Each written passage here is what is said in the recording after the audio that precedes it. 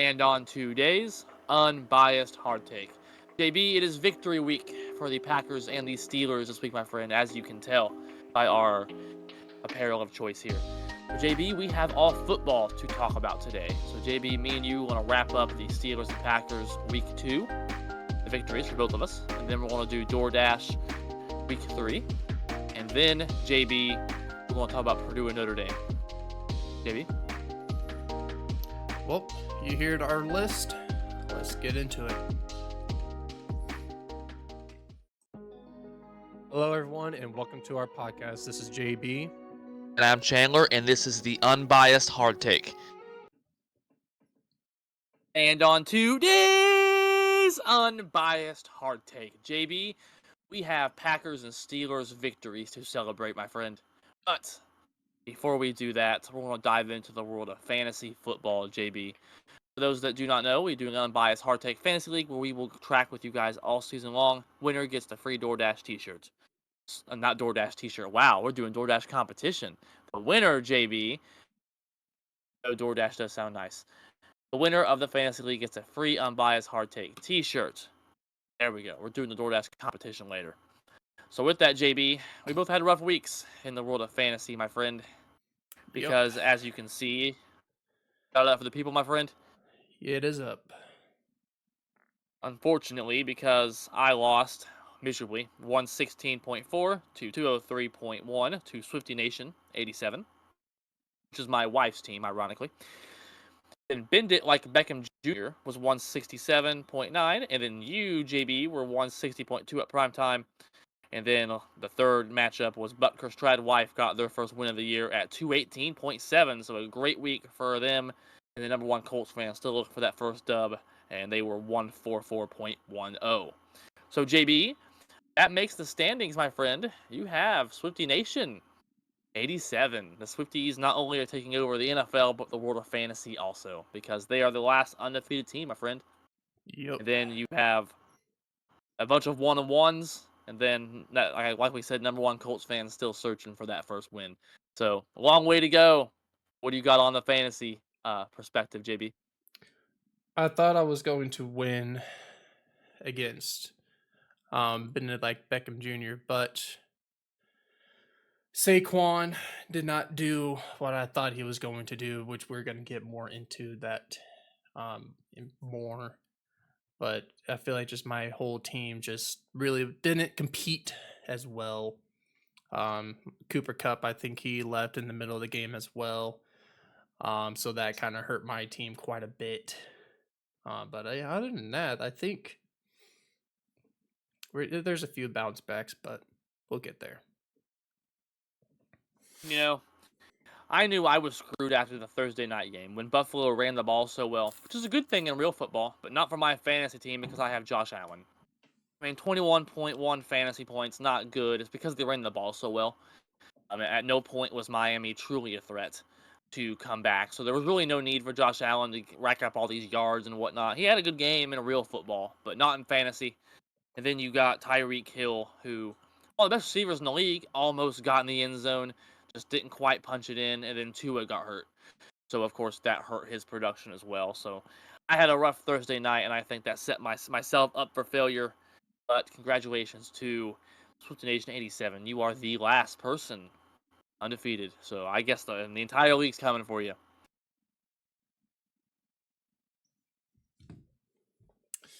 Yeah.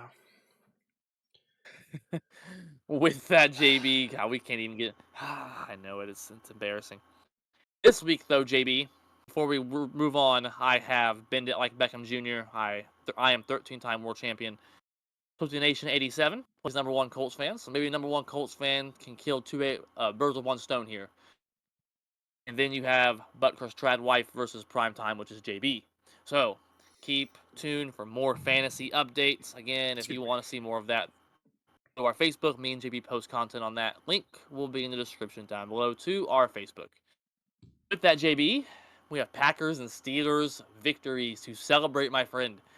I'll let you go first since your team is technically 2-0. JB, what's your thoughts on Pittsburgh's win against Denver? I mean, as I predicted, as we both predicted, it was a ugly offense but amazing defense. Um, I told I even said that we need to capitalize in the red zone, and that's what we did. We capitalized in the red zone. The one time that we were in the red zone, we capitalized it very well. Um, like I said, no turnovers on the offense, no fumbles. Actually, there was one fumble, but it was recovered. Um, but other than that, really much. No actual turnovers, no interceptions, none like that. Um, Najee carrying the ball like usual. And finally, Darnell Washington got his touchdown of a Steeler. So a 6'8" monster, yes. It's a 6'8" monster where he never really ever target him at all, and yet we find him in the end zone, wide open. Also, shout out to someone on the defense side of the ball. Corey Trice Jr., a Purdue legend, made his name known in the Pittsburgh Steelers. He caught his first interception of his career, his professional career. So, good job, Corey Trice Jr. And it was You know, one. JB, It was one. Hold on. It was one of the interceptions where he could have. They could have easily tied with us. So Mhm. thank you, Corey Trice, for that end zone interception. This is why you're a beast. Thank you. Go ahead. What you were saying. spoiler up, and all I was going to say is I'm glad you brought that up because we have Purdue football to talk about today, and we don't have very many nice things. So I'm glad you were able to find something positive coming from the world of Purdue. So that's all I'll say. Continue on, my friend. But yeah, other than that, really, like I said, amazing defense. T.J. Watt also is having an amazing start of his career, right, or start of the season. Already have 2 sacks of the season right now. Should have been 4, but you know. But other than that, like it's like I'll say with Justin Fields' is post interview. They're still not looking. We're still not looking great. There's still a lot of things that need to work on. Um, but other than that, really, it's just we held our up, and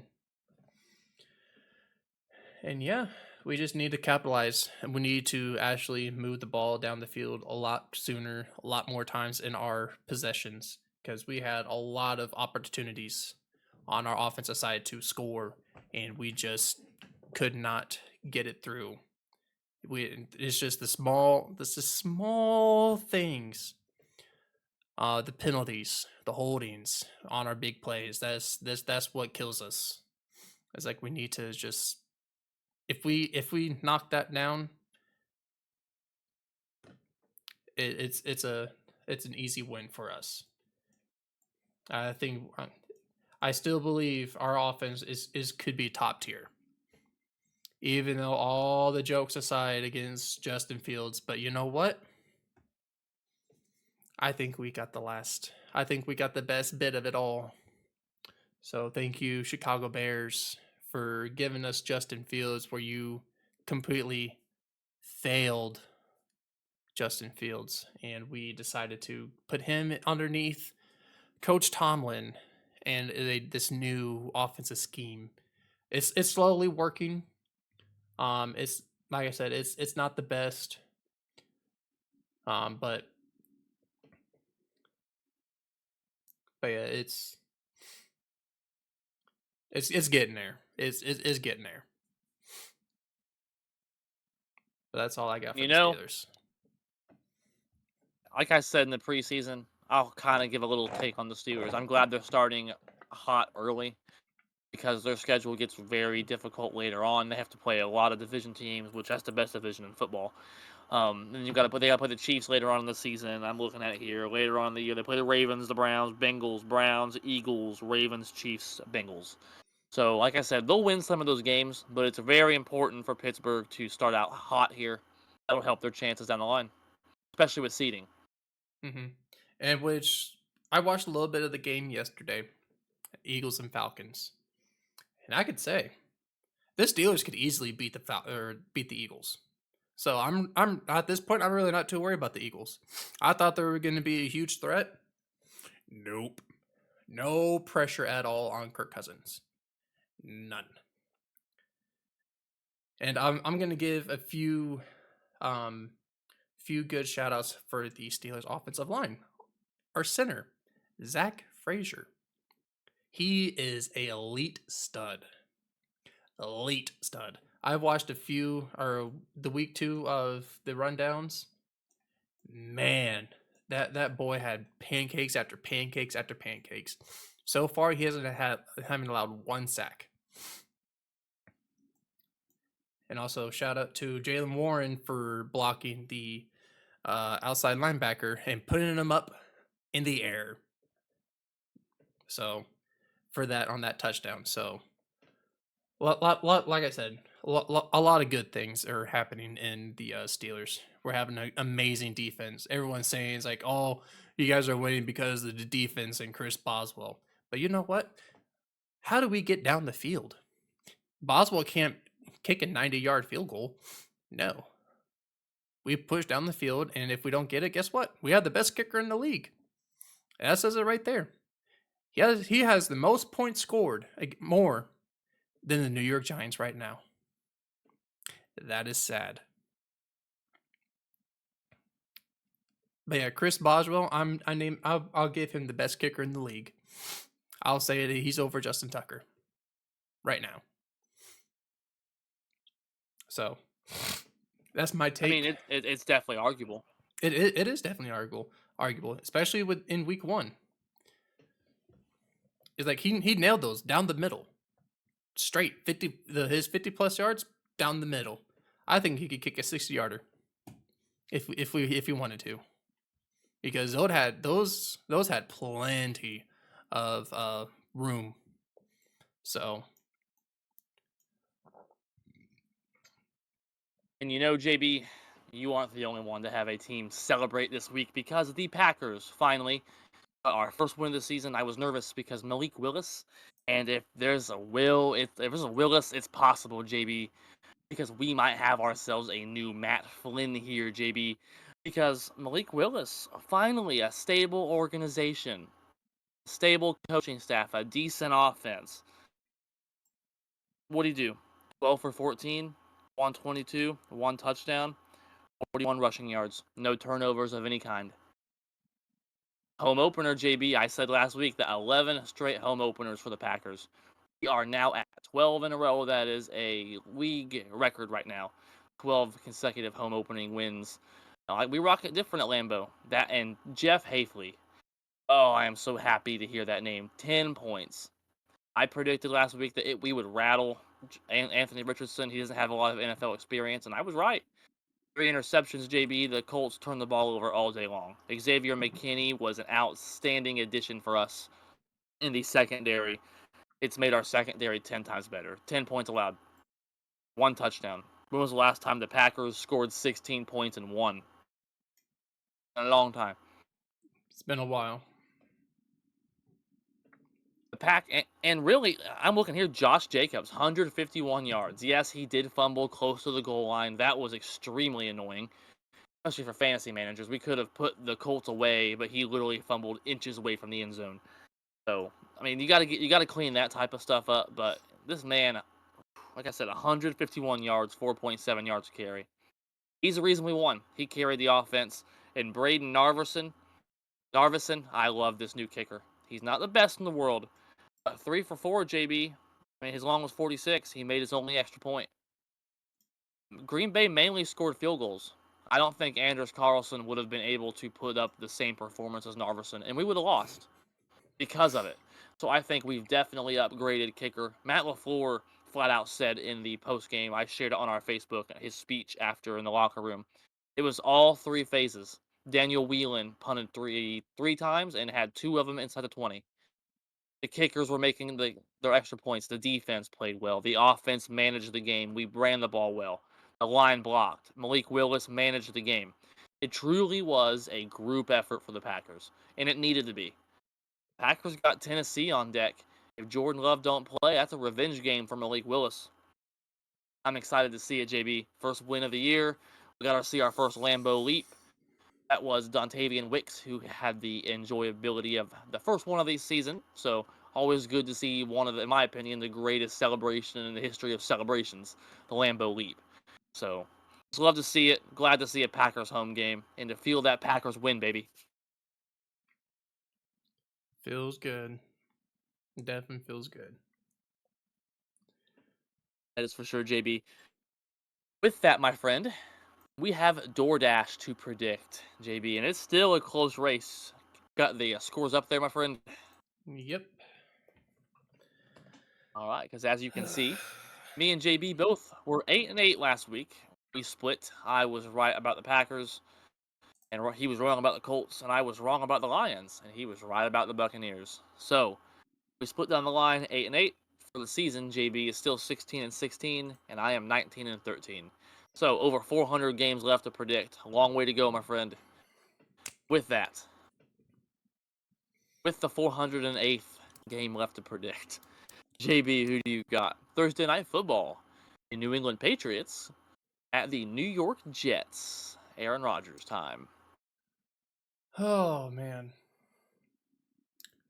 I mean, I'm honestly really surprised that the New England is actually putting up a fight. Not gonna lie. I mean, I was shocked. I was definitely shocked with the Bengals game. I was shocked, and they almost won against the Seahawks. Um, Yeah, it went to overtime.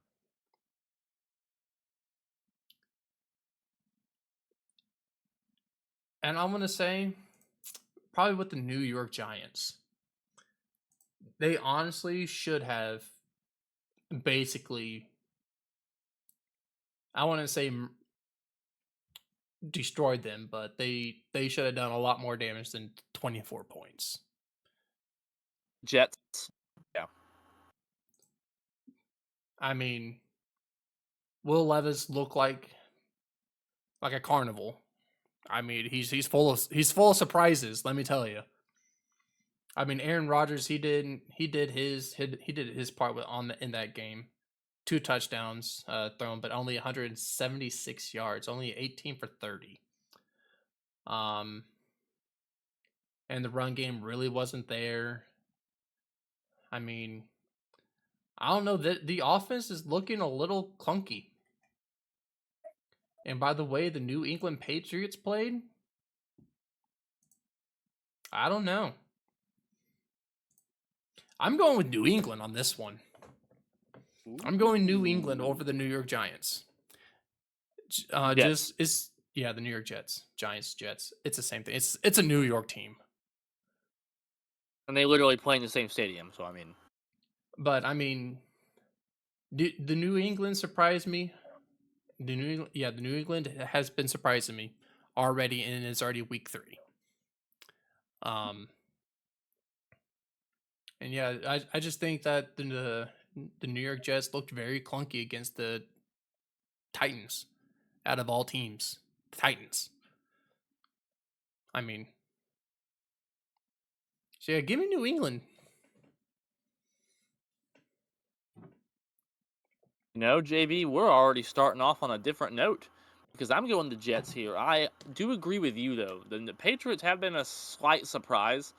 I just worry about overall their potential. I mean, the Jets, yeah, they didn't perform well necessarily against the Titans, but I mean, Aaron Rodgers did look good. Their offense definitely is improved from last year, and that defense is still a above average to elite defense.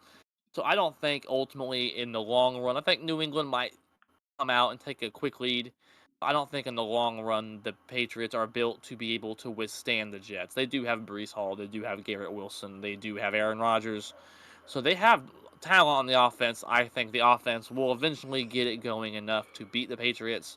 I'm looking here at JB, a good Thursday night game again. And 2 in a row. I think it's going to be a good game. But I think Aaron Rodgers versus Jacoby Brissett, you know who I'm taking on the end of the day. I think the Jets just have a better team, and they got their first win in the Aaron Rodgers era last week, so they're coming off a high note, I think feeling pretty good. Okay. All right, JB. Now, oh boy. Who do you have? Speaking of New York teams, JB, we'll get this one out of the way. Get both New York teams out of the way since you were talking about the Giants. So you got the New York Giants at the Cleveland Browns, Cleveland. JB. I mean, the New York Giants is just a epiphany of a bad team. I mean, it's yeah, they looked somewhat decent against the Commanders, but I mean, they looked still looked extremely horrible. I mean, Daniel Jones threw for 2 touchdowns. But I mean, it's I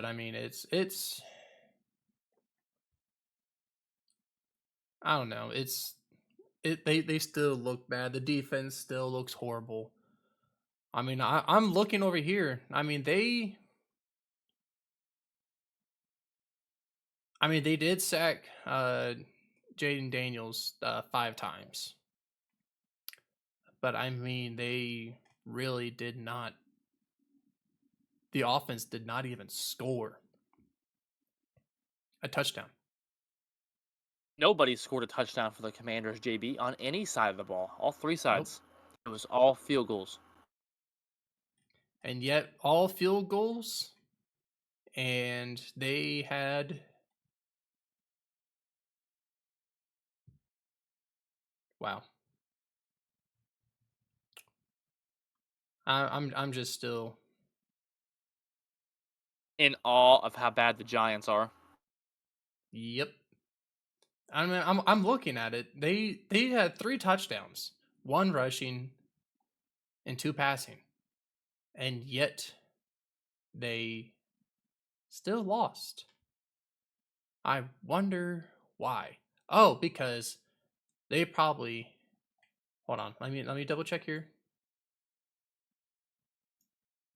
They only went for 1 extra point. The rest of them they went for 2.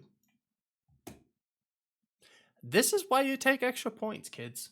This is why you take extra points. Just take your extra point. It's just 1 point. That 1 point.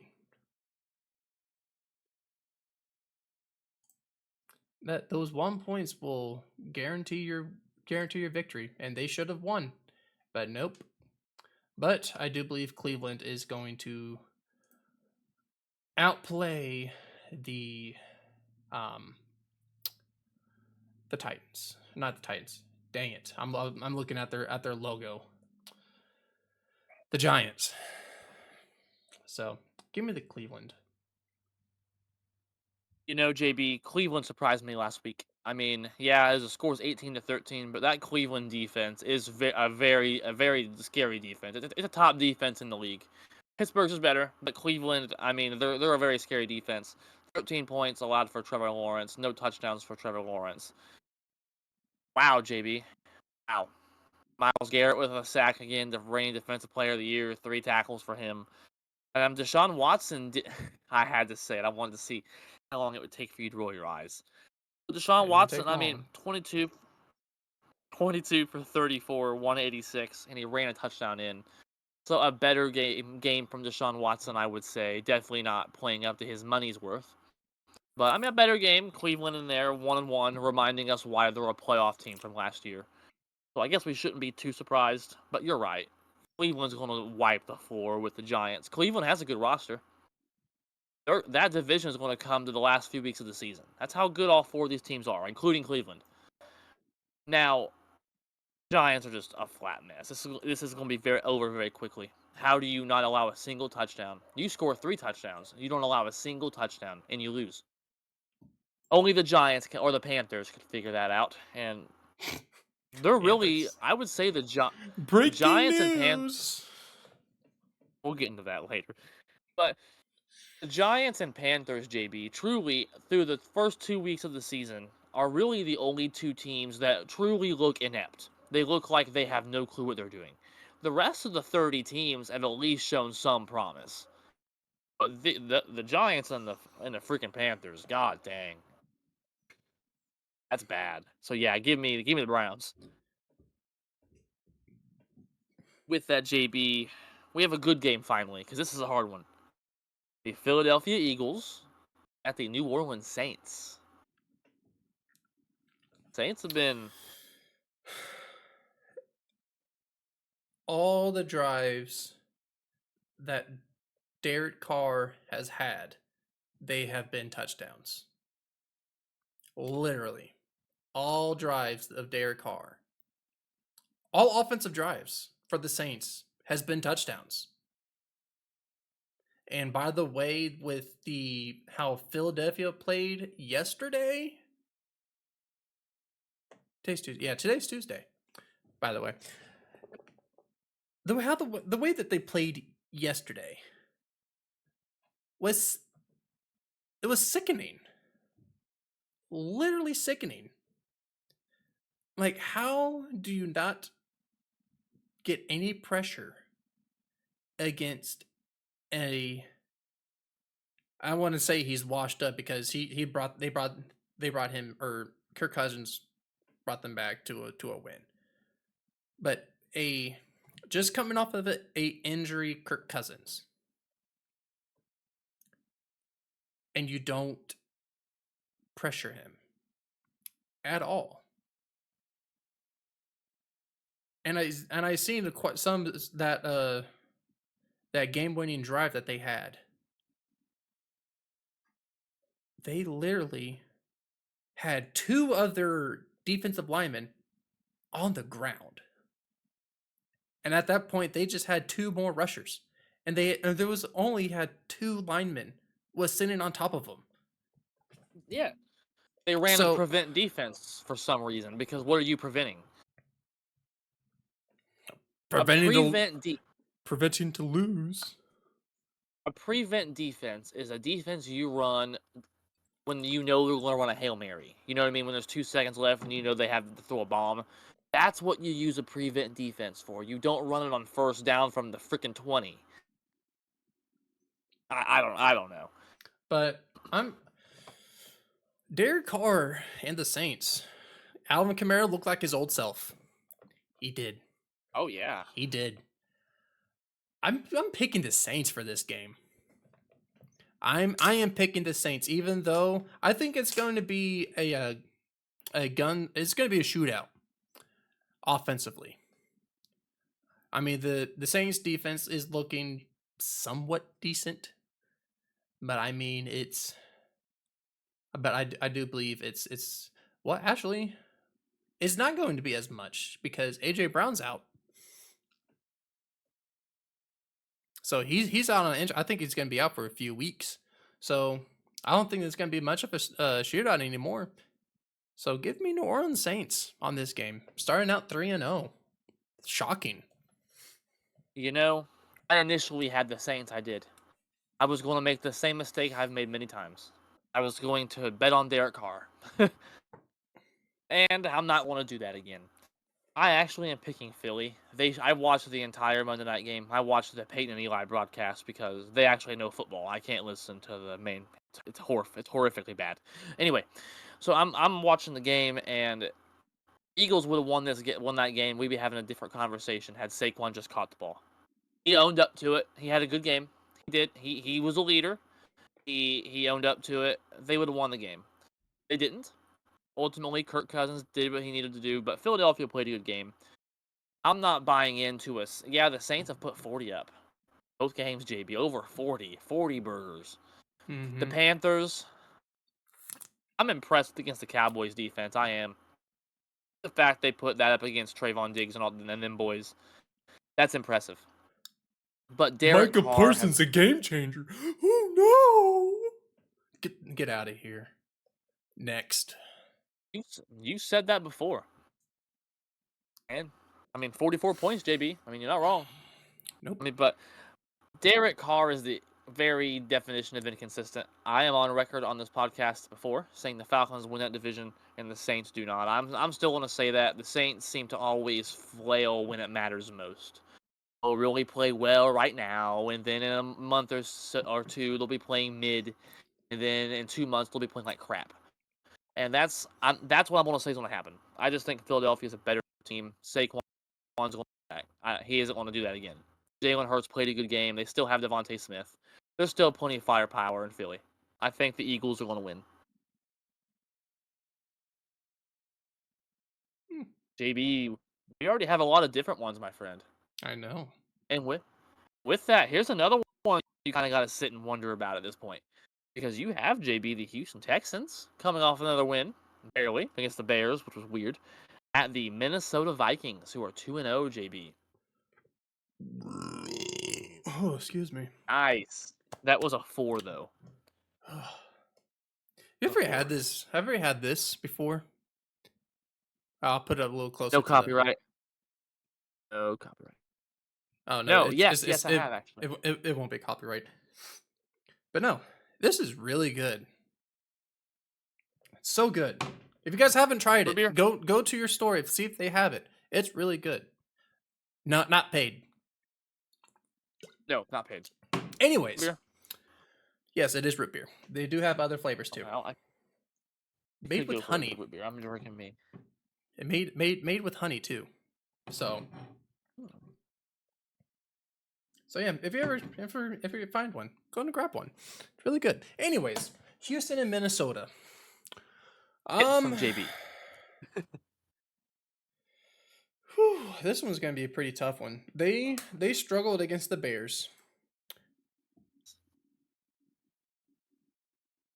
I think they shouldn't have struggled with the Bears. For what reason? Don't know.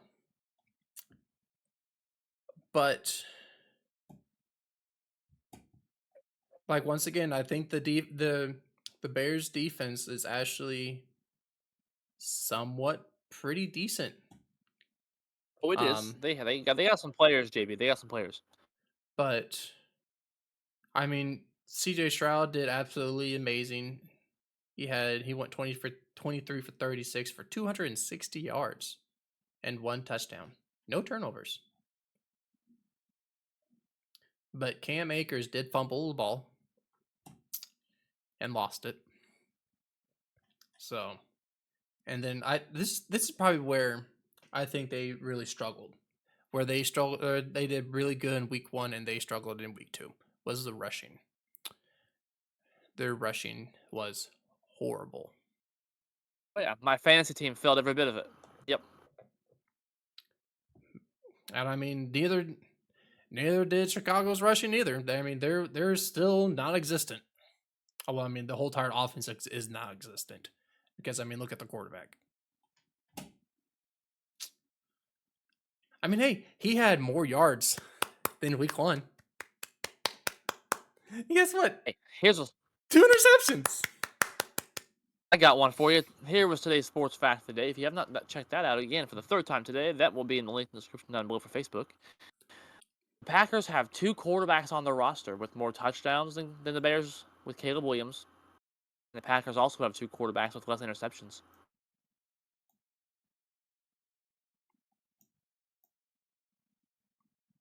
We have 2 quarterbacks better than the Bears starter. Look at that. I mean, so does the Steelers, but I mean that's we just fair haven't too. we haven't played one of them. Which I mean, I kind of probably want to see the reason why we're keeping Russell Wilson. Yeah. But I think we're going to trade him. I don't. He's on a veteran minimum. Justin Fields is far from a guarantee. I think Mike Tomlin's just riding the hot hand. I'm pretty sure we're probably going to trade him to probably the Miami Dolphins. Probably get some pretty good picks. That's reasonable. Because if Tua does say that he is going to retire, which we'll get into that a little bit more later on down the road. But going back to the Bears and Houston at Minnesota, my friend. Houston at Minnesota. Sorry, I'm still looking at the Bears and Houston game. I don't know why, but Houston has been struggling. They're winning, but they're struggling on defense. So give me Minnesota on this game. I think Sam Darnold is going to come out and prove that he's the yeah. Give me Minnesota on this game. Okay, JB, because I like this trend so far because we have another game where we're totally off on. And I'm going Houston here. They're 2-0. They're my Super Bowl pick. I have them winning the entire thing. I think their defense played outstanding. I mean, they only allowed 13 points to the Bears. I mean, Caleb Williams, they forced 2 interceptions on him. I mean, they had good moments in the Colts game too. So, and they've won both games. Ultimately, I think the score was lower for the Texans because the Bears have a good defense. It's their offense that can't get anything going. I mean, the Bears defense did pretty well. 19 points allowed. They held C.J. Stroud. The problem is eventually a good offense is going to find a way to score a few times. And that's what Houston was able to do. They're able to they're getting it done ugly. That's something you want to see in a football team, especially around playoff time, the ability to win when things aren't necessarily going 100% right. I'm going with Houston here. Minnesota has been playing good ball. Don't get me wrong. But you got to consider the Niners didn't have Christian McCaffrey either. Let's I mean, San Francisco, I don't have them winning the division. I'll get into San Francisco here in a little bit. But Minnesota's definitely worrying me a little bit, JB, from a Packers perspective. But ultimately, Houston's my Super Bowl pick. They're 2-0, as is Minnesota. So I just think Houston's the better team. I don't just say that as a Vikings hater. The Vikings are playing good ball. I'll give them credit. I just think Houston wins in a close game. I think it's going to be just like the Colts and Houston game, but I do believe it's going to Sam Darnold and Justin Jefferson. Those two are something. Back to back, over 100 receiving yards and a touchdown so far. So Justin Jefferson didn't come up with a injury, so we'll kind of monitor that moving forward. So I do pick Houston, also keeping that in mind. But you're right. I mean, Minnesota's playing good ball. I hate to say that. It's sickening to say, but I'll give them credit. But Houston's my Super Bowl pick. I'm riding with them. With that, JB, it's Baker Mayfield, Tom Brady Jr. time. Take him Super Bowl. So who do you got, JB? The Denver Broncos at the Tampa Bay Buccaneers. Buccaneers also another 2-0 team. Tampa Bay. I mean, the way that Bo Nix played against the Steelers that game, I think it's not going to be any different. Yes, even though he's thrown over 200 yards, but he couldn't even get in the end zone at all. Shockingly, because the Steelers is one of the best defense in the league. I'll keep saying it until a team proves me otherwise, which is probably going to be Kansas City, but I do believe that we're going to at least give them some trouble. I mean, with that being said, Tampa Bay, I think they're a little bit more aggressive on the offensive side of the ball as the Pittsburgh Steelers. I think we're still trying to figure out our offensive scheme, but like I said, there's still a lot of needs of work done for the Steelers. But anyways, but yeah, give me Tampa Bay. I think Denver is going to be in a whole lot of hurt for 2 weeks in a row. So give me Tampa Bay. And I agree. Tampa Bay, man, the Lions were my NFC representative in the Super Bowl. I have them losing in the Super Bowl, but my gosh, JB, only 16 points. Jared Goff, 2 interceptions, JB. Gibbs under 100 yards. I mean, Amon-Ra St. Brown went off, but no one else did. Sam Laporta, 13 yards. Aiden Hutchinson was a beast, but Tampa Bay's the real deal. They're the defending NFC South champions. No one talked about them in the offseason. Mind you, they won a playoff game last year. I thought that should have been America's game of the week. We talked about that last week. And ultimately, the Bengals and Chiefs game was a good game, and they want to put it on there because Taylor Swift. I get it. It is what it is. But easily the best 1 o'clock window game was Tampa Bay last week, Detroit. So I think Tampa Bay, yeah, they're going to take advantage of Denver. The NFL did Denver no favors though. I'm looking at Denver here, JB, and they scheduled the Steelers and the Seahawks, and then Tampa Bay is their first 3 games. That's not easy for a young quarterback. So I'm still a fan of Bo Nix. I think he's just played some really good defenses. So ultimately, Tampa Bay is the better team, though. Give me the Bucks. They just beat an NFC powerhouse. Buccaneers are maybe starting to turn into an NFC powerhouse themselves. Just saying. Give me the Bucks. And then, JB, from one bay to the other, because we're going to move on from Tampa Bay to Green Bay here, JB. The Green Bay Mother Lovin' Packers are going to Tennessee, JB, to play the Titans. Again, Jordan Love reports. Here's a report, an update, by the way, for that, is that he was really close to playing last week and that it was not a charade. And that actually came from a Packers reporter, a beat reporter. So either way, JB, there's been no real big announcement on that. So taking that in mind, who do you have here, my friend? Give me Green Bay on this one. Just the fact that the Tennessee's offense is like a carnival. It's a circus. I mean, Jordan Love is diving over, tripping over, how you ever want to point at it, and just tossing a ball while he's in midair, doing somersaults and You mean Will Levis? balancing on a ball. Will Levis, whatever. I mean, he's balancing on a beam, trying to pass the ball, balancing on a ball. I mean, it's a circus. That the whole entire offense is a circus, except for Tony Pollard.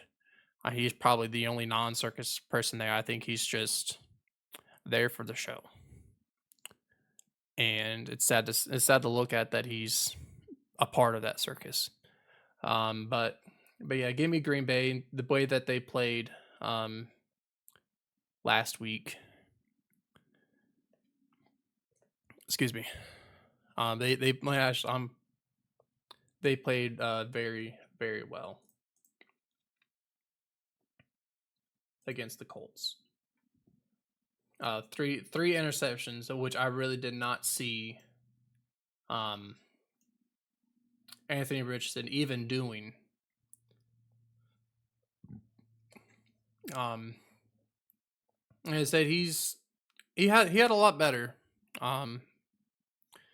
The starting out of his previous year, he did really well in these few weeks, and then he got injured.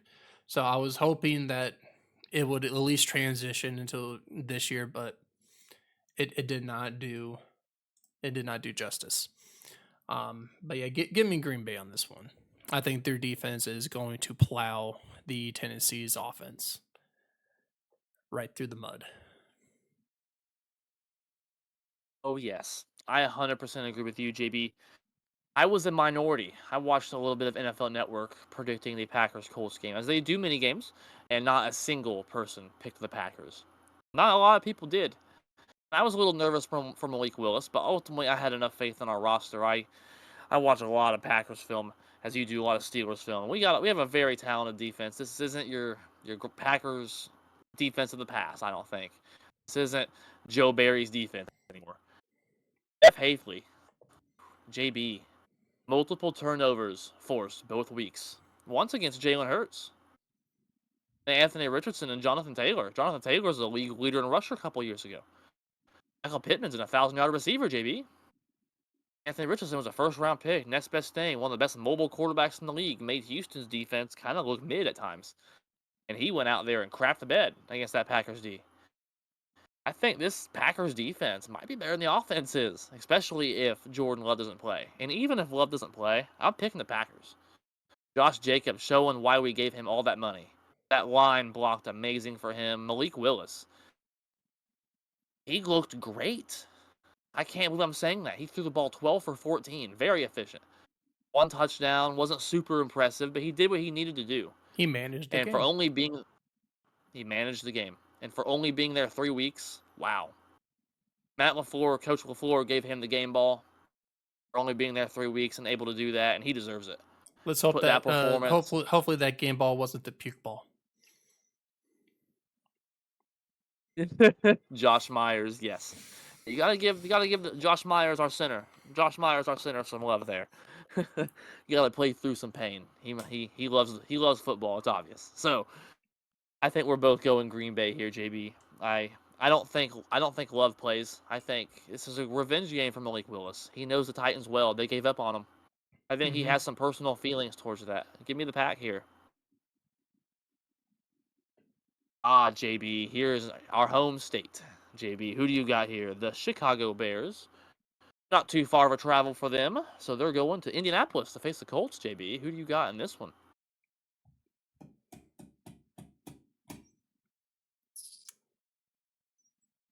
No, I don't know. By the way of how the Colts played against the Packers, I think this Bears defense is, I want to say, better than the Packers defense, because that's far beyond reach. Because I wouldn't. I would actually. I don't think that's a bad take. I think Green Bay's offense is just better than Chicago's is. That's what makes us a better team. I think their defense. You could argue that. No, we're talking about the Bears defense versus the Packers defense. Oh, I mean, I think you could argue the Bears are slightly better. I think the Packers are up there with the Bears. No, I You got don't Marquez think so. Sweat and the boys. The way that they played against the Colts, no,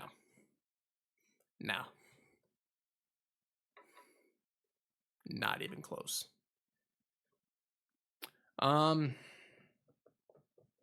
Question. In your unbiased opinion, the last time the Packers had an elite defense, we won the Super Bowl. JB, you remember the Clay Matthews days, BJ Raji, we had Charles Woodson in the backfield. We went to his Hall of Fame enshrinement, by the way. That was awesome. Is this the best defense you've seen since them? I don't think it's as good as them. That was a different. That group. Whoo boy, that was different. That was like rivaling Palomalu and the boys. But do you think this defense is the best we've seen in Green Bay since then? You're a defensive guy. Yeah, I do believe so. It's the way I think you guys' secondary is better than when it was back in the day, because that back then you really didn't have that great secondary. It was that front line and the linebacker core. That's what sold you guys' victory more than anything. Demarius Randall, there's a first-round pick to be forgotten. Corners like that, just Clinton Dix had a couple good years, but kind of fell off. It just never really worked out in the secondary room. Nope. But yeah, your guys' secondary is a lot better this year than the Super Bowl era. Okay. All right, with that, JB, Colts, Bears. There we go. Give me the Colts. That's our subtopic. Give me the Colts. Okay. I think they're gonna bounce back, especially with a crappy Bears team. I think Caleb Williams is once again. He's going to try to figure out what nail color he should paint his nails that week.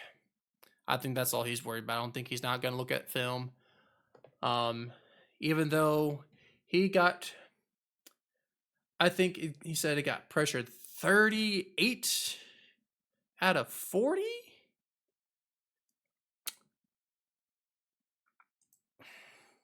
I don't know. And they said, and they said they upgraded their offensive line. No. If you upgraded, if you upgraded your offensive line, you wouldn't even gotten 38 out of 40 pressures, for one. And two, it's also on Caleb Williams' fault too. He shouldn't be holding the ball as long. He's taking the ball Yeah, about 5 or 6 seconds. And secondly, he doesn't have any pocket or pocket awareness at all. I He's agree. He's I acting like feel he's still at USC. He's not at USC anymore. This is the NFL. It's exactly. different here. He still thinks he's in college. This is not college. This is not college. This is the National Professional Football League.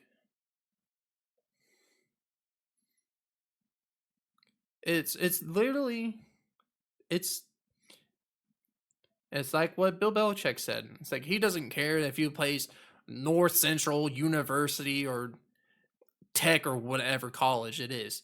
This is the National Football League, where the top of the notch football players play. And I don't think Caleb Williams does not deserve to be here. He does not. Heck, I mean, clearly, he has what? Hold on, let me look Still at waiting his. for his first touchdown. Yep, still waiting for his first touchdown. He has 267 yards and 2 interceptions, no touchdowns, and his QBR is at a 24.2. Oh, it's almost like we called it, JB. But you Yes, know, even though he had 7 sacks. Okay, guess what? Do what you normally do and throw your little short passes. Throw your check downs. yes. But no, it's That's his problem. He wants to play hero. Malik Willis. Do you think he was throwing 40-yard darts on Sunday? No, I watched the game, JB. I don't think this man threw a 20-yard pass one time. At least I can recall. I mean, it was a lot of shorter routes. That's not a bad thing. They won the game, more than Chicago can say. And with that, yeah, I'm going with the Colts here. Yes, the Colts are 0-2. That looks bad. Let's look a little deeper. They've lost both games by a combined 8 points. That's one touchdown. That's the touchdown 2-point conversion. It's a one possession. In both games combined, so they could very easily be 2-0 here, JB. So I think the Colts are playing better football than an 0-2 football team is. Jonathan Taylor did have 100 rushing yards on us. Our defense played great, but the Colts offense started to get a couple things going late in the game. Our defense just held out and was clutch when it mattered most and played overall a better game. So I think the Colts are just a better football team here. I don't think Caleb Williams is going to do very well in Indianapolis. We've been to some Colts games. The, how do I say this about Colts fans? They don't rival Packer fans at all. You've seen Packer fans in an away stadium, for Christ's sake. But I mean Colts fans can you get see loud. what Pittsburgh is on away games. They invaded Indianapolis, yes. So They they're invaded definitely not one. Indianapolis. They invaded Atlanta. I mean, So I think the Colts here, though, are just a better team, JB. And it's at home. The crowd does get loud in Indy. They like their Colts. It's definitely not Packers, Steelers, Chiefs, Seahawks loud. Nothing like that. But they're a good fan base. They represent. So give me the Colts here. and I would say this on their fourth down conversion. You know who else was not out on the field for the Bears? DJ Moore. He was not on the field. I think he wants to be out of Chicago if Caleb Williams is going to be the quarterback. I think he's done. Here's the problem with receivers in today's league and people in general, coaches, general managers. People lack patience. Peyton Manning still holds the most interceptions. This man threw over 25 interceptions his rookie season. In today's league, if you were to do that, you wouldn't start next season. It was a good thing the Colts hung on to him, right? People just lack patience in today's game. When the Packers drafted Aaron Rodgers, oh my God, they're so stupid. They have Brett Favre. And the Packers, like Brett Favre, go. Aaron Rodgers, oh, we won a Super Bowl. Oh, we're so smart now. The Packers drafted Jordan Love. Oh, they have Aaron Rodgers. They're so stupid. Oh, a couple of years down the line. Oh, they're so smart now. People just don't see the future. They lack vision, and that's the problem. Well, I mean, there's no future for Caleb Williams. There's not. I But you can't just give think it up comes on to him after 2 games as a receiver. You can't, as a receiver, you can't. You got to give this kid more than 2 games to prove himself. You just got to, JB. I don't. For one, Peyton Manning it's threw over 20 interceptions his first season. You just got to. I don't think he's going to be good. I don't. But when you draft someone at the first pick, you got to invest in them. You really do. That's what the Bears haven't done. They bailed on Justin Fields. They bailed on Mitch Trubisky, who led them to the playoffs. So I mean, they don't commit. That's the problem. I think it's But also yeah, the give me the Colts. point. It's also the point where the coaches come into play. Like they have no coaches at all. They don't have good coaches. Let's just point that out. The Chicago Bears coaching staff sucks. They do. They literally suck. I mean, where is one point at this Chicago Bears team ever since they drafted Justin Fields and ever since they got rid of Mitch Trubisky and started with all these new quarterbacks. They've never been that good ever since they went to the Super Bowl that one year.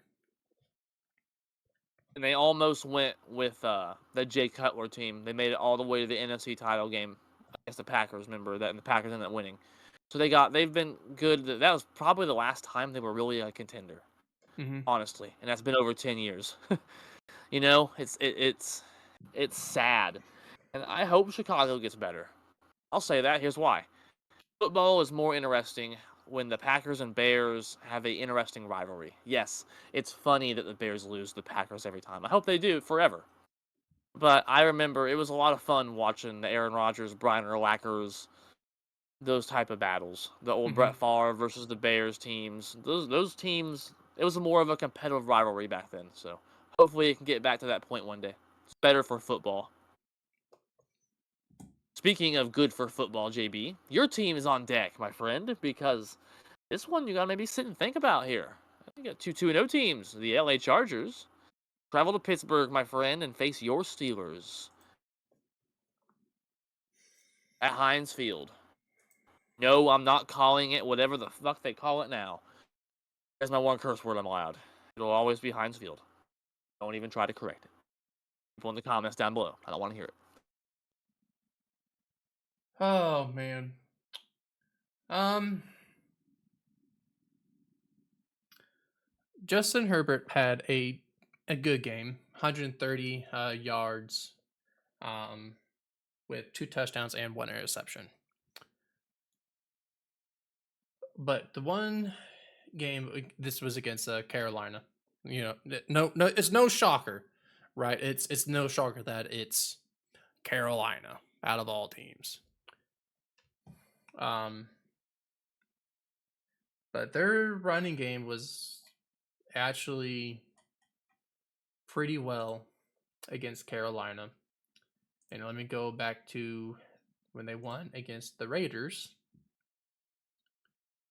And also, once again, 100 J.K. Dobbins had 135 and 1 touchdown. Um, but I'm going with my Steelers on this one. It's just for the fact that the Chargers has not faced an elite defense yet. This is their first elite defense. I want to see what John Harbaugh does. See what they do against our 4 edge rushers that we have: Nate Herbig, Alex Highsmith, Cam Hayward, and T.J. Watt. What are you gonna do with those? You can't double team both ends. But guess what? That means they'll have wide open on the one side, right down the middle. So how are you gonna do that? And plus, our secondary is a lot better. We have Deshaun Elliott, Kobe Trice Jr., Mika Fitzpatrick, Joey Porter. The names just goes on and on and on. Like our defense, I think is. I don't want to say it's not stacked up to the point of the 2010 season of the Steelers, because we are not as lethal as we were back in 2010, because the NFL PA, the Players Rule Association, changes, yeah. all the rule changes, and I'll still say it. The 2010 Pittsburgh Steelers defense made the Players Association. We made all those rule changes. So, because people are getting hurt left and right. Almost every game, someone was going to be out for the game or out for a few weeks, because that was their motto. We don't want to hurt you we don't want to end your career. We just want to hurt you for the game. And that's what happened. So I don't think it's not like the 2010 aspect of lethalness and brutality. I mean, it's up there. The talent is there. We have it there. It's just we're just not as lethal. So give me the Steelers. I think the way that the Steelers offensive line carried with our first 2 teams that we played against, we held them very well. The Falcons and the Broncos. We held very little sacks and no turnovers so far. So I think that it's still going to keep riding very strong. So give me the Pittsburgh Steelers. I agree. I think the Steelers win a very close game. I think this is going to be one of those, again, low-scoring Pittsburgh type of games. It might be in the high teens. I think this one will have to get. The Chargers will find the end zone eventually. The Chargers, JB, look like a football team finally. They're running the ball. They're playing defense. They're actually blocking. Justin Herbert actually looks like he has a coach that knows what he's doing. Because Harbaugh does. I mean, they're 2-0 for a reason, yes. The last week, it's against the Panthers. Okay, yeah. But you beat who's in front of you. You don't pick who you play. And, yeah, people say, the Raiders, No, the Raiders just spanked Baltimore. So maybe the Raiders are a little better than we give them credit for, too. And, on top of that, maybe the Chargers beat the Raiders. And the Raiders beat Baltimore. So, keep that in mind. That's something to monitor. Maybe the Raiders are better than we think. I do think the Chargers will have a better season than anticipated. They might be an underdog team. I think they'll keep it close here. But Pittsburgh just has a better defense. I think they'll control the ball to a point. And I think Pittsburgh will find the end zone eventually. They'll get in the field goal range and they won't miss. So give me Pittsburgh here in another ugly defensive type of game.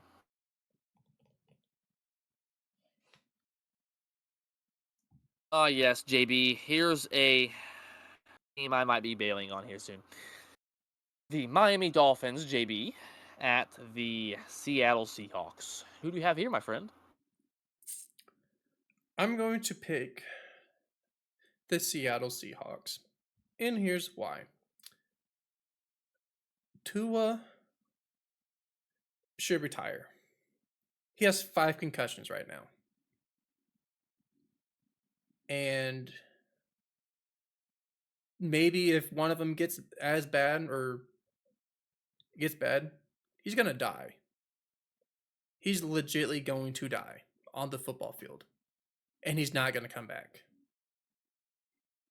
So I think Tua just hanging up. He had it. He did his best. That one year where he came back after his fourth concussion. Um, yeah, I think he should just hang it up and just live your life. Um, I mean, it's coming to the point where it's life or death at this point. Um, and especially with I've had concussions before, and they're no joke. I don't know if you had one before. One, it was not a pleasant experience. No. It really was not. It's not a pleasant experience at all, because you have to have that in your mindset of I can't I, I can't lean or do anything because what happens if I do this and my head gets involved? I mean, I think I had 3 concussions so far. Um, so yeah, it's not a pretty thing. So just put your helmet on the hook and just be done. You had a great career. I mean, you had an astonishing year last year, MVP caliber stats last year. But just hang it up, man. Just hang it up.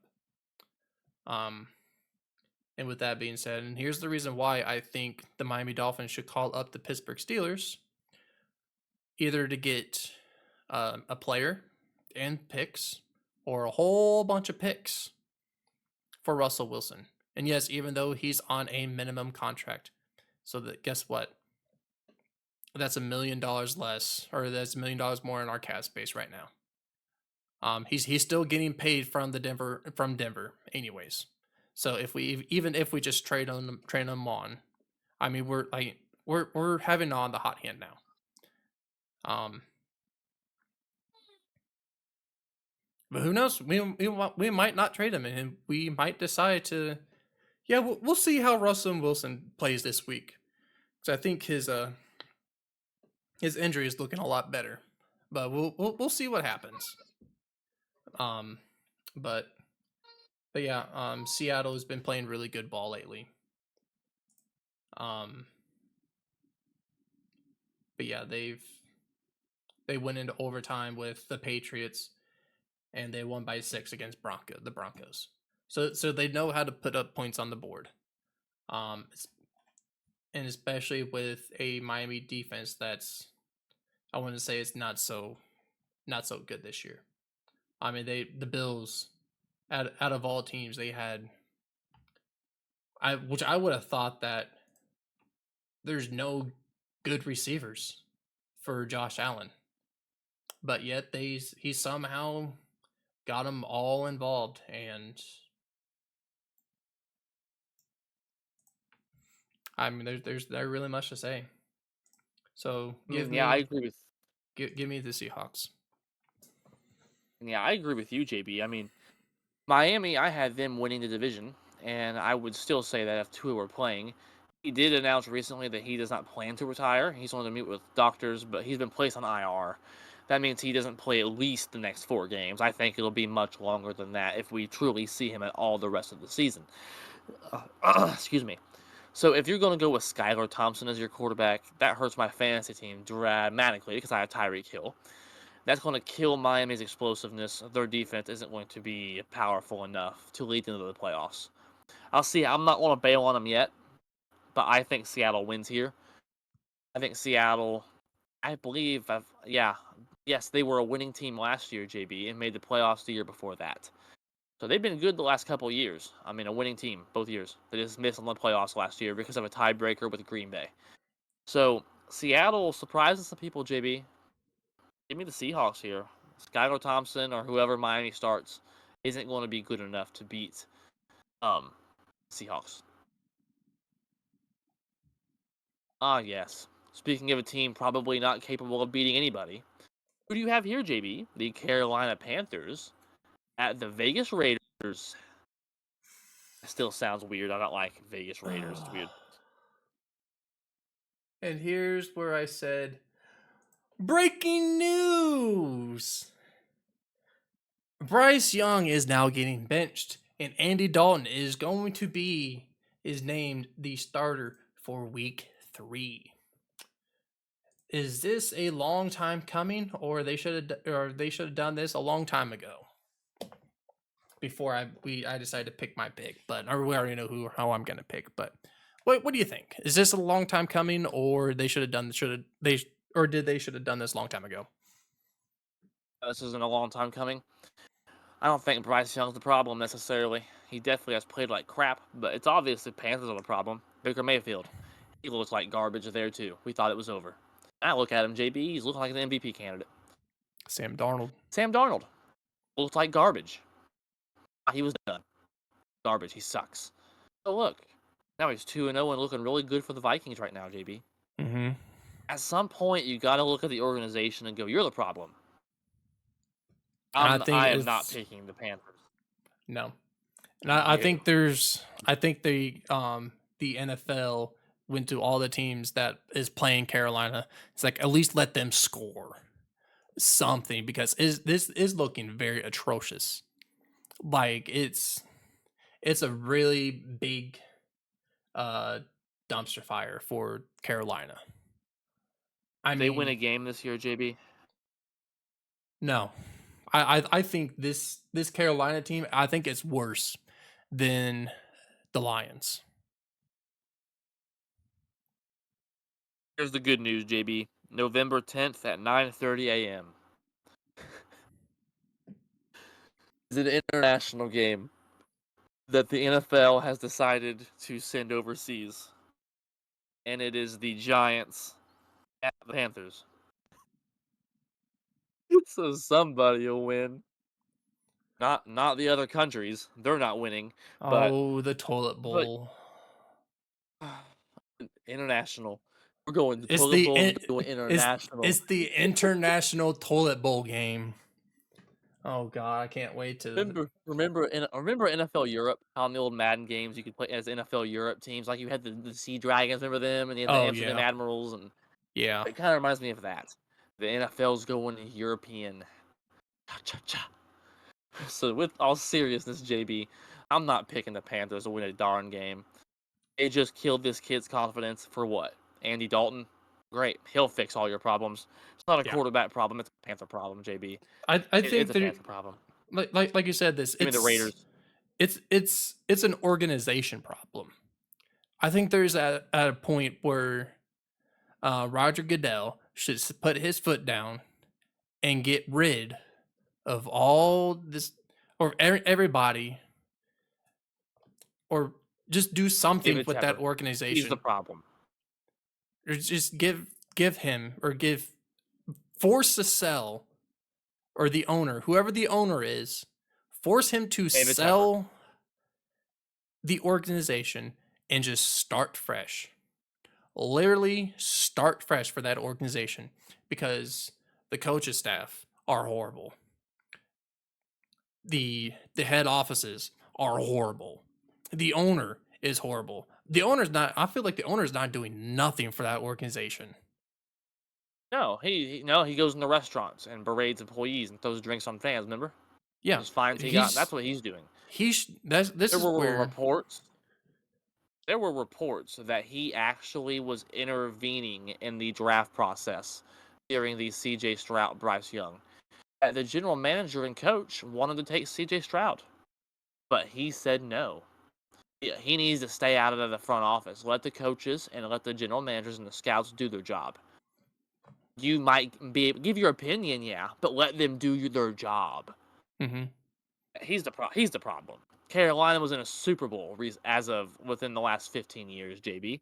So it's not act like they've always been inept. They're inept now. Yeah, but no, this is where the point where Roger Goodell should just put his foot down and just do something for that organization, because that organization is falling down and it is not looking good. It's not looking good for the NFL brand. It's not looking good at all. It's like, and when you look and when you like, I don't even think they have. Oh, they have one or like two or three um, televised um, games. Like I I said, think that every team gets a Thursday night game. yeah, and you got that international European game that you said was on The November toilet 10th. bowl. Yeah. So yeah, Yeah, the toilet they bowl. have that toilet bowl. I mean, it has to come to a point where the owner or the commissioner of the National Football League should do something for this organization because it is hurting your name and the brand. So do something about it. That's my little rant for the Carolina Panthers. Oh, you're right, JB. With that, let's get something maybe a little less depressing. With that, JB, you have a big game here. This is probably the biggest end division game in an early season in a long time. The San Francisco 49ers are 1-1 at the LA Rams, who are 0-2. JB, who do you have in this game? This is a big one. Debo's probably out. Christian McCaffrey's out. Debo is out. Cooper He's Cup's out. um Two teams that were playoff hopefuls. I mean, I had both of them in my playoff picture. I mean, most people did. I think people with high football IQs. But who you got here? This is big game. Injury bugs. Ooh. oh man, I really do want to say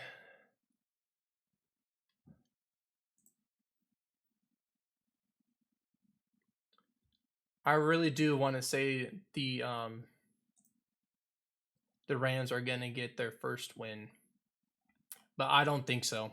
I think 49ers are going to get this game or start the or week 3 2-1.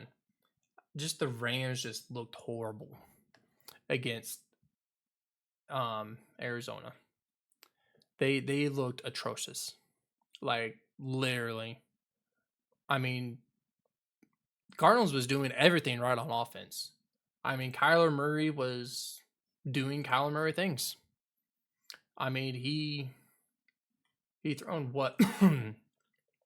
He thrown 3 touchdowns that game. Went 266 yards. And man, whoever had Marvin Harrison Jr.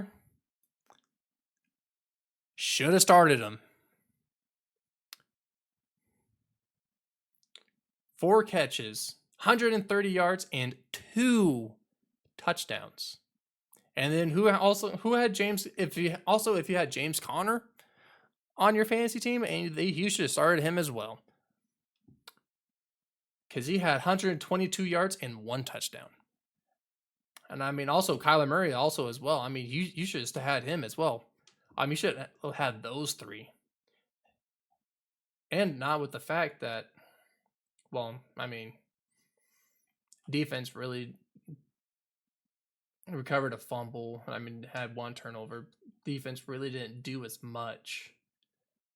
No interceptions, only 1 fumble recovery. So the defense really didn't do too much. They stopped them on all downs except for 1 touchdown that Kyren Williams had. But other than that, really, just the Rams has been looking really pitiful.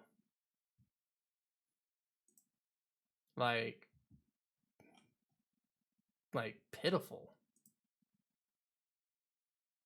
It's like the Lions, they lost against the Lions 26-20. That's when I thought they were looking somewhat decent. But nope. And here it comes Arizona. But give me San Francisco on this game, even though they don't have Christian McCaffrey. They don't have Deebo Samuel. But they still have that A+ defense. They still have Brandon Ayuk, should have been a Steeler. But the 49ers front office was being buttholes about it. So So yeah, give me the 49ers. I'm taking the 49ers also. Initially I picked the Rams on this one. I was gonna take the Rams, but So was considering I. injury bugs with the Rams, I'm still keeping them in my playoff picture. I'm not bailing on no one yet. It's too early to do something like that. There's plenty of football left to be played. But JB, the 49ers beat the crap out of the Jets week 1, and then the Jets won in week 2. So, and then the Rams, that defense, 41 points for the Cardinals. Dang, JB, either the Cardinals are going to be better than we thought, or the Rams defense is that bad. Plus, Cooper Kupp's already injured. Matt Stafford's getting older. I worry about the Rams, JB. So I'm taking the Niners here. They've been to the Super Bowl, NFC Championship game multiple years. I trust them in this spot a little more than I trust the Rams. And I know that sounds weird because the Rams have a Super Bowl, but how they played last week, that's ugly, JB. Mm-hmm. Here's a game we might have to truly sit and reconsider. The Detroit Lions at the Arizona Cardinals, JB. At this point, we might have to sit and think about this. I'm probably not gonna think on hard as much. Um, Detroit's the Detroit's defense is looking um is still they're still fantastic. I mean, Aiden Hutchinson looked phenomenal against the Buccaneers game. I mean, he had 5 tackles, 4 solos, 4.5 sacks that game. 4.5. There's an early candidate for Defensive Player of the Year. Yep, Ooh, early, dang. very, very early. Um, but Jared Goff though, 2 interceptions, and then I've Rough game. seen, yeah, it was a very very rough game for Jared Goff in the offense. I mean, Amon St. Brown had 119 yards. I mean, Jared Goff threw for 307 yards, but 2 interceptions, no touchdowns. That is horrible. But They that had a chance late and they couldn't capitalize. nope. I Well, got I got bonus coverage on that, and they just couldn't capitalize at the end. A chance. at the end, they were in scoring position, Yes. but um,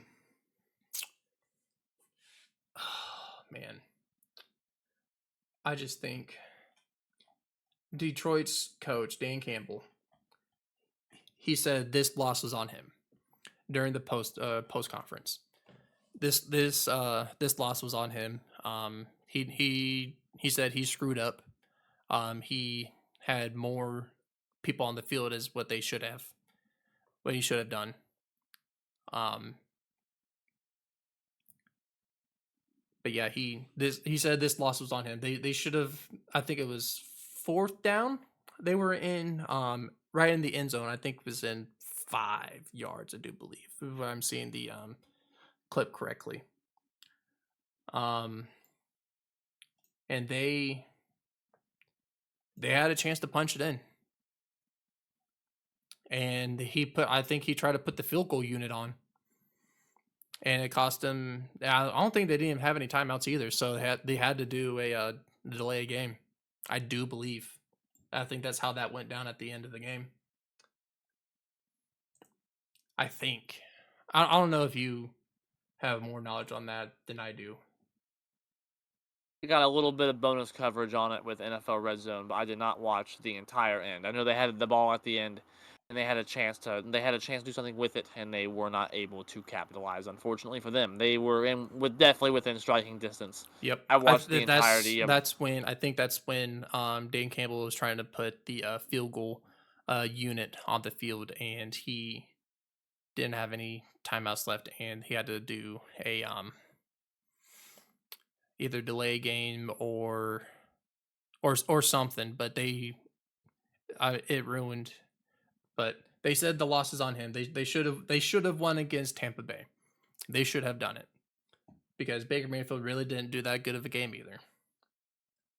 But I feel like the Detroit Lions are gonna come up with the win on this one. I think Jared Goff is gonna play a whole lot better, a better game on this one. 2 interceptions is not him at all. So give me the Lions. JB, I agree. I think the Cardinals are definitely someone to maybe monitor because, I mean, they played the Bills well. They only lost by 6, scored 28 points against them. And we've seen how good Buffalo's relatively looked so far. And then they demolished the Rams. So the Cardinals might be a little better. A sneaky team, JB, but I Mm-hmm. think you're right. I think, unfortunately, I'm rooting for the Cardinals in my heart as a Packers fan. I think they're my pick to go to the Super Bowl and lose. Excuse me. I think Detroit wins this game. I think this is going to be a high-scoring game. I really do. And I think this will be in the 30s for both teams. I think you're right. I'll say in Detroit's the offense is going to 20s. Detroit's offense is going to play a lot better than ultimately I think Arizona's offense is going to put some points up too. James Conner, Marvin Harrison, Kyler Murray. That's an underrated offense. So yeah, I think Detroit wins in a very high-scoring game. With that, JB, here's an interesting game. Ooh boy. The Baltimore Ravens, 0-2 Baltimore Ravens, may I add, versus the 1-1 Dallas Cowboys. So someone's walking out of here not feeling so hot, JB. Who do you have? This is a big game. Baltimore can't start 0-3.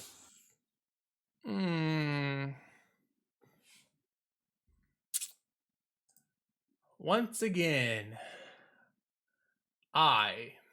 JB, was right again about Derrick Henry. Yes, even though he scored a touchdown. But guess what? Guess who was right again? Me. Yes, Lamar did very well. 247 passing yards, 1 touchdown, and 1 interception. Him and Zay Flowers are a really good connection. And Mark Andrews is back. So,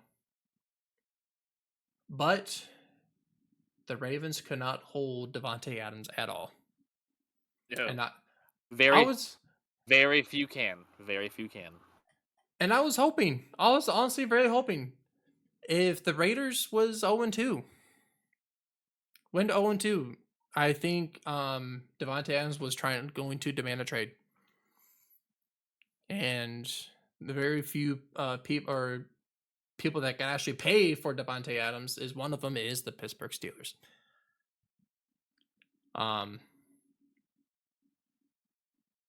But I mean, but sad to say they did not go 0-2.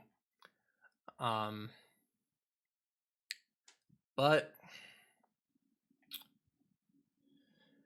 I still believe the Ravens is a very high powered offense. Even with Derrick Henry, because that's still is still a daily duo. But like I said, once again, I was right for Derrick Henry. And I know you're shaking your head, but you don't know why. But guess what? This is not a running league anymore. This is all passing. Everybody can stop the run now, except for Carolina and the Giants And the Colts. and the Colts. Apparently. So if you come to a team that has very good people up front, you're not going to get 100 yards at all. So that's where and Derrick Henry can't catch the ball. No, he can't do that. No. He is I'm a just letting you. powerhouse machine. Yeah, he's one of the best in the league. If you know how to stop him, your You offense, still your can't. running offense is dead. Literally dead. He had 89 yards. He's good at the 5 yard line and less when it comes in the red zone. He's very deadly in the red zone. I will say that. He is very deadly in the red zone. But when you don't give him, if you give him like all the touches and everything, it's dead. It's dead. But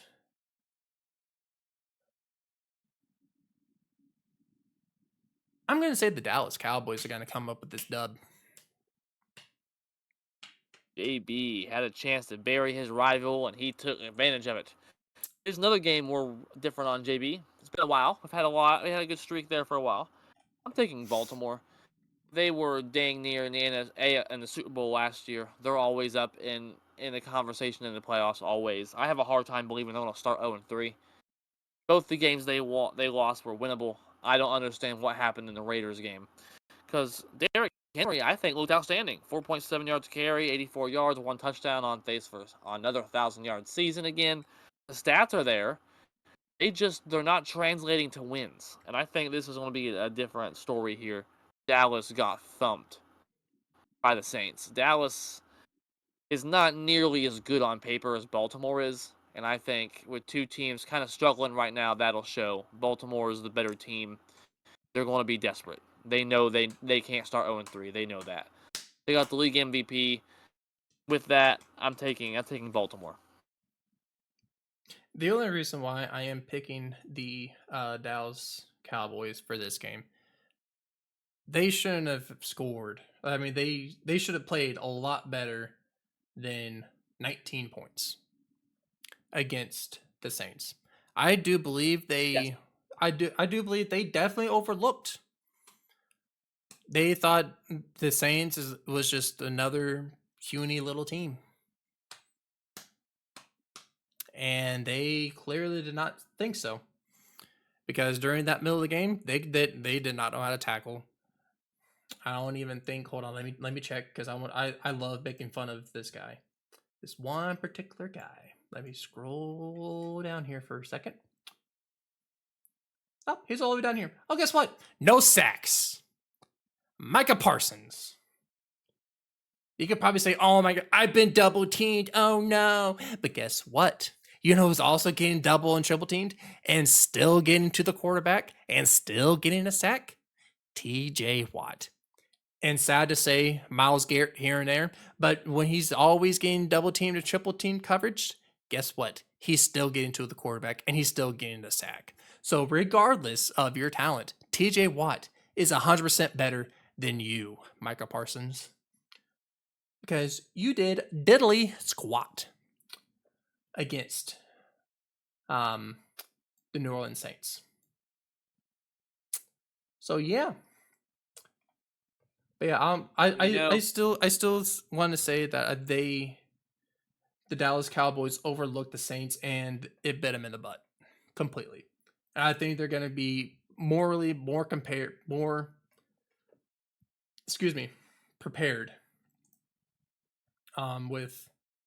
with the Ravens on this one. And if they don't, I'll say this. Dallas Cowboys are not a playoff team. Ooh. Yep. Okay, JB is betting on the Cowboys saving their season. It sounds like Already. Okay, If they can't figure this out, they're done for. And the rest of the league might be. especially when you have to, well, actually, no, never mind. And especially you have a very weak division. Other than the Eagles, that's about it. Yeah. I mean, at this point, Eagles are not even that good at all. I mean, the way that they played against the Falcons, against Kirk Cousins. That's reasonable. That's fair. So Speaking of Kirk Cousins, JB, because the NFL might be doomed because the Chiefs are a real problem at this point. Who do you have, JB? You mentioned Kirk Cousins. The Kansas City Chiefs at the Atlanta Falcons. Sunday night football.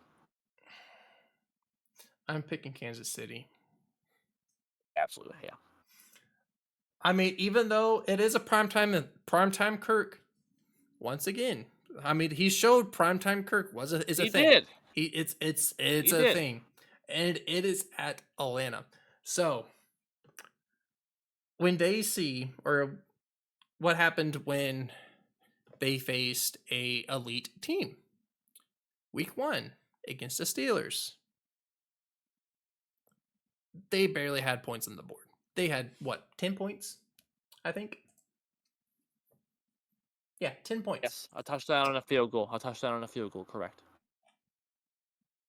What are they going to do with the Kansas City defense? About probably the same. Patrick Mahomes. He's back to his MVP stats. I mean, Christ, JB, it never left. On his worst season ever, the man won the freaking Super Bowl. So I mean, it's a problem. Here's a new one. Chiefs is bringing back Kareem Hunt. I've seen that today. They added the running back. They added to their practice squad. So we'll see how far that will go into that perspective. But even though they barely won against the Bengals, and Pistachio is he's injured. Yeah. So, but there are quite a few questions on that game for me. Not a lot of holds were called for the Kansas City Chiefs, because clearly on that drive there was a hold with that pass interference, defensive pass interference. There was a hold. And then the hip toss tackle and everything. That should have been. I don't think should have been a flag. I don't think hip toss tackles shouldn't be illegal. I agree with that. It's just the way everything. It's football. It's just the way that when you're being swung around with your hips. It's the way that where you land with your legs. How strong are your legs? So at that point, you can't protect everything. You might as well just play flag football at that point. And I feel like that's what's coming down to it. This is why the 2010 Steelers made the PA, the Players Association, which we are very sorry.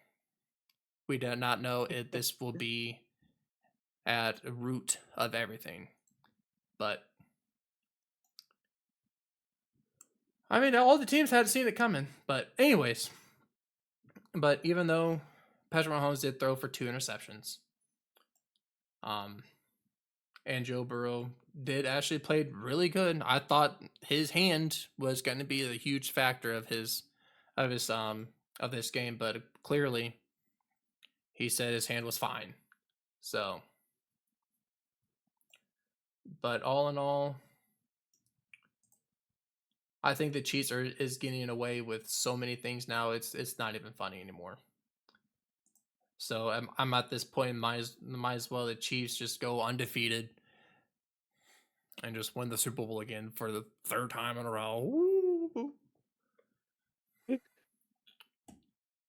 Like, once again, what will happen when Travis Kelce retires? Because he's probably going to retire very soon. I don't think the love for the game is not there anymore. I think it's still. He still loves the game. Don't get me wrong. Everyone loves the game when when they announced they were going to retire. They love the game. They want to play again. but I don't know. But yeah, give me Kansas City. You know, the defending champs, JB, and I flat out said I'm not picking against them until they finally lose a game. There's no reason to. They're the defending champs 2 times in a row, first team in 20 years to do so, going for a three-peat for the first time since Lombardi. 2-0? Yeah, give me Kansas City. I mean, yeah, I'll give Kirk Cousins credit. I mean, yeah, he proved that he chokes in prime time. He put that bed to rest last night, because he took him right down that field for that game-winning touchdown. So the Falcons, like he said, they just kind of hung in there and fought. That's a quote from Kirk Cousins, kind of paraphrasing there. But ultimately, Kansas City's just a different monster, JB. I don't care that Isaiah Pacheco's out. They still have Xavier Worthy. They still have Rashee Rice, Travis Kelce, Mahomes.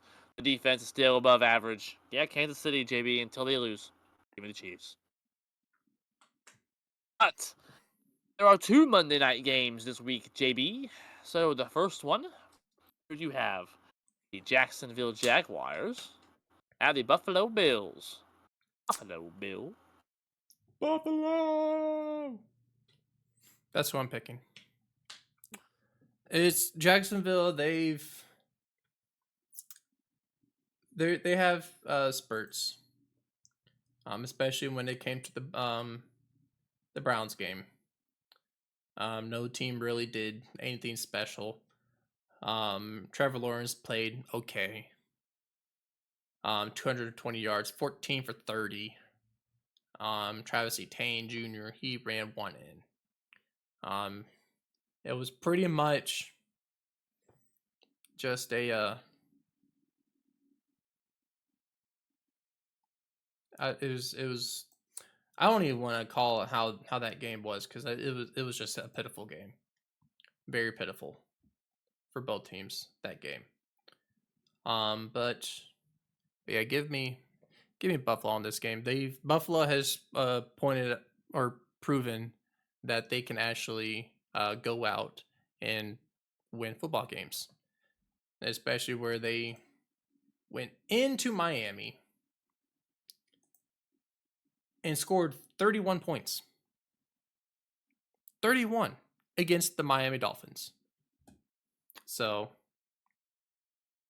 especially when Tua had 3 interceptions that game, and it really didn't help that Skylar Thompson really didn't do much either. So, but yeah, just give me the Buffalo Bills. They're a team to be reckoned with this year. And I think they're coming back for blood. Yeah, I'm taking Buffalo here. That might be the team that I was wrong about, JB, because I have them outside my playoff picture. And they look outstanding. They went in there and Tua had 3 interceptions, like you said, JB, and didn't even finish the game. Skylar Thompson went out there, and mind you, Skylar Thompson won some games at the end of the season. That way, Buffalo made the playoffs. So he's played in the playoffs before, a couple years back. So yeah, I think Buffalo just surprised me, JB. They just didn't have a lot of offensive weapons. They ran the ball very well.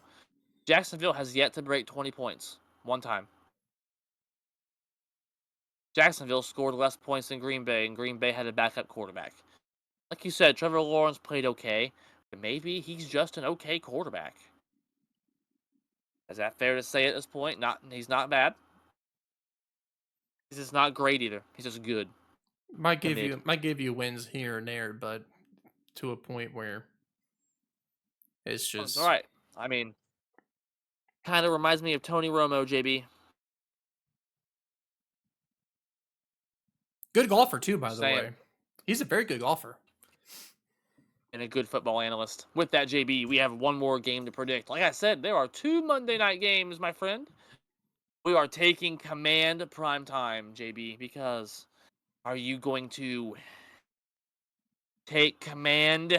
You have the Washington Commanders, JB, at the Cincinnati Bengals. The Commanders have the better record. Oh, the NFL was wild. Oh man, it's weird to say that the Commanders has a bigger win or has more wins than Cincinnati right now. I mean, it is early in the game. It's early in the year. But I'm going to pick Cincinnati. I think the fact that Jamar Chase is very angry. He is gonna put a really nice damage to the Commanders.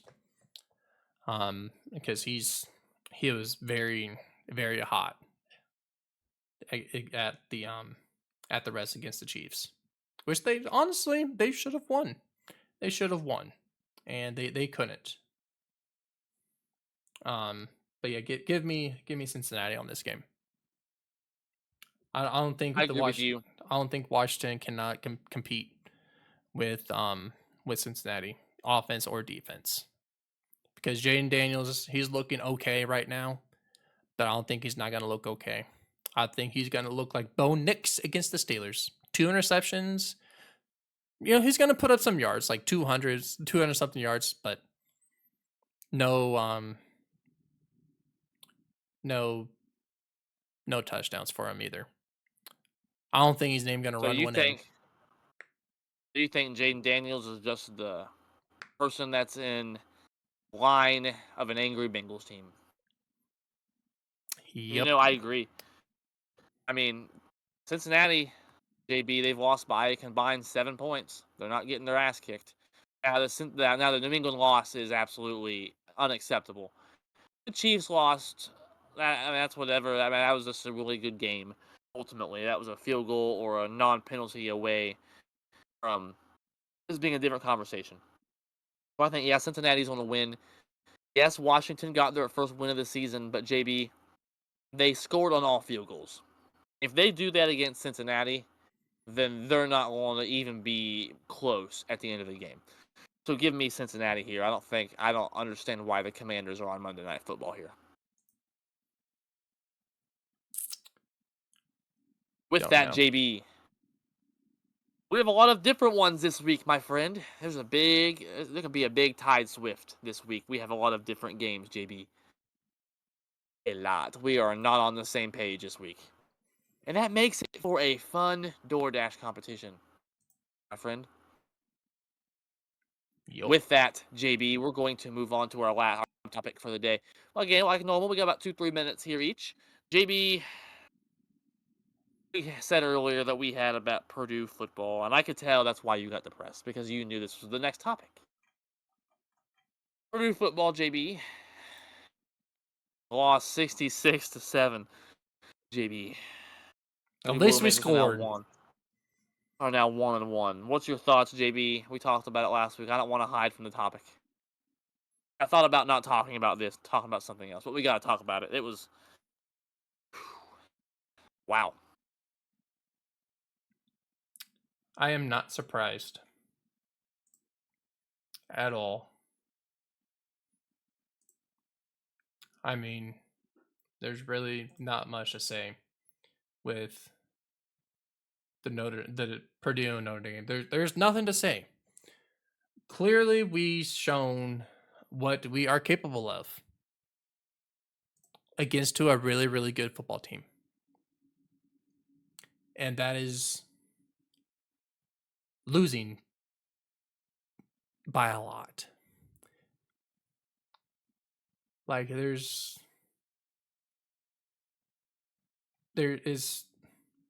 nothing. Like we couldn't even stop nothing. Especially on the run game. 2 people ran for 100 yards. And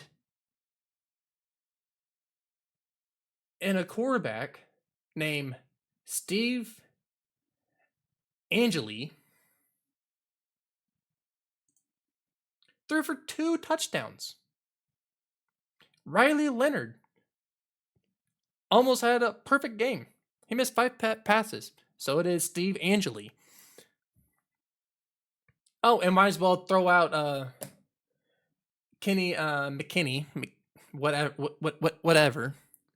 He went 1 for 1 for 4 yards. They had 3 quarterbacks in that game. 3. And Ryan Leonard ran for 3. 3 touchdowns. Jeremiah Love ran for 1. Jordan Price ran for 1 in.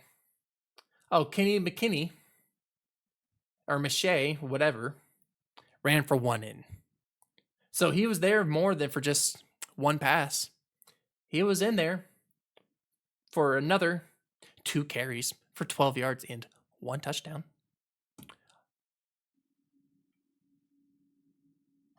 We suck.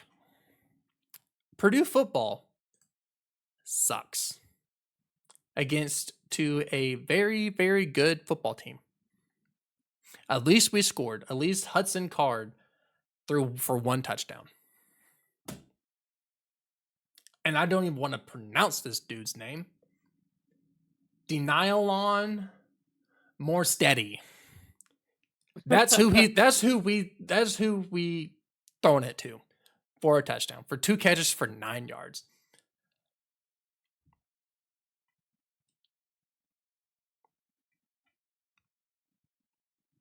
That's all I got. It's just we the total yards even 578 against to our 162.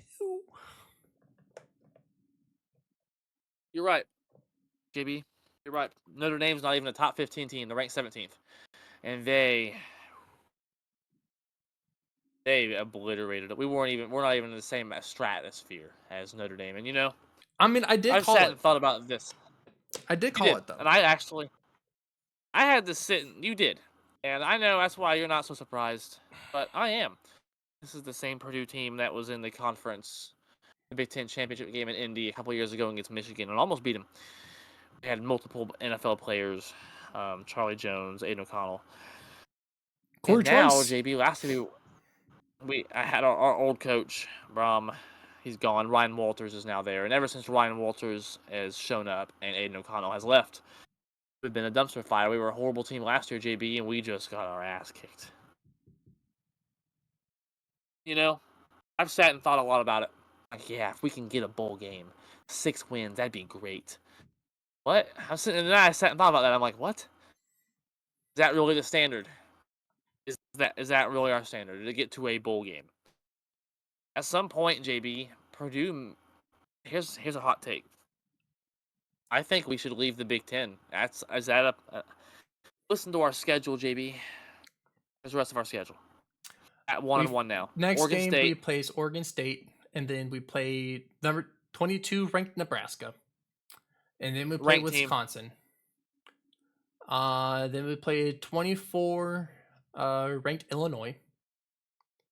Then Number 9 we Oregon. played number 9 Oregon, Northwestern, and then Ohio State. OH. No. Okay. And then we Penn turn State. around and play Penn State, which is almost as bad. And then Michigan State. And then IU, which that will be. I'm at this point. It's going to be a toss-up. I mean, even though IU's 2-0. What are you talking about? We got our ass kicked 66-7. At least IU's 2-0. At this point, we have to question that. So JB, we play multiple teams. That's my point. We play multiple teams with conference ranking, top 25 rankings. Purdue's not a top 25 football program. We never have been. We're a basketball school. In order to compete, I have to sit here and wonder, should the Purdue Boilermakers truly, for football, and just football, we're a basketball powerhouse. We're a powerhouse in basketball, but for football, leave the Big Ten, join the Pac-12. You'll play in an easier conference. You'll have a chance. That's all I'm saying. You can compete better, I think, with Purdue in the Pac-12. That's my hot take. What I'm saying is I'm tired of our standard being the Pop-Tart Bowl. You know what I mean? Where Notre Dame gets to play in the playoffs and everyone in the state's laughing at us as the little brother. Look at Purdue. They get to play in the Pop-Tart Bowl. Look at them. They get to play in this little Italy Bowl. And I'm tired barely of that win that or barely lose that. Still lose, right?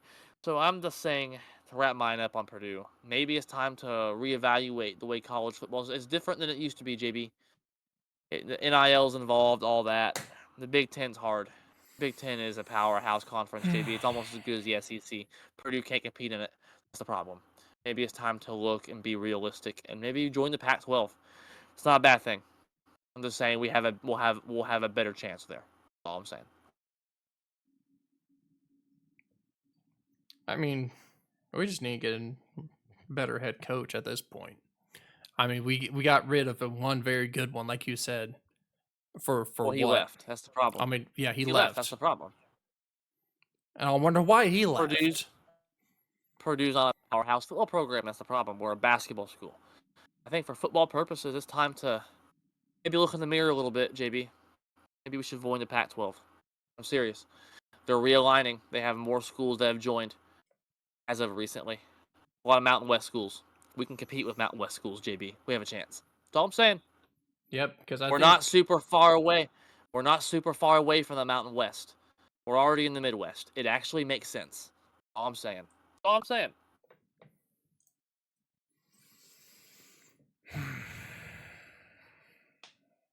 And look in the mirror as Purdue. We will be at the Northwestern game, though. We'll be hyped for there. We'll be very hyped. With that, JB, that is all me and you have for today's Unbiased Hard Take. JB, we talked about all football again. All football, college, and NFL. JB, what's your thoughts, my friend? What do you got for the people? Not very much. I mean, other than Purdue sucks. Football sucks. Purdue football sucks. I'm still a diehard Purdue college football fan, no matter what sport is.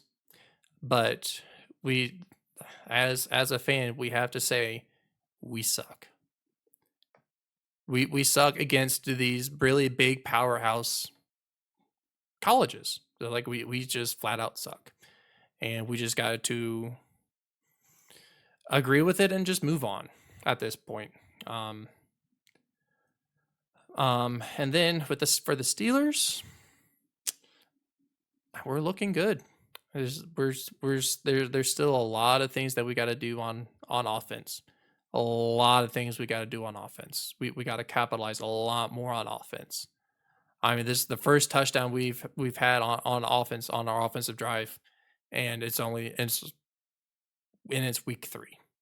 There are teams that has 3+ right now, and we just got our first one in week 2. We still have a lot of more things to work on.